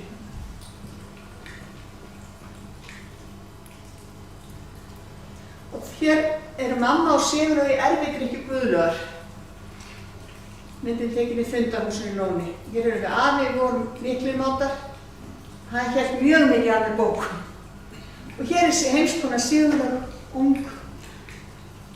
Svo merkilegt að hafa bæði alla þessa menntun sem að hérna hún hafði sem var gríðarlega mikil á þeirra tíma mælikvarða og setja svo að í þessari einangruðu sveit.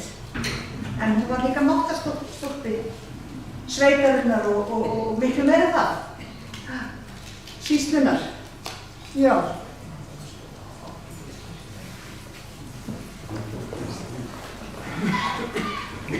Þá bara takk kærlega fyrir.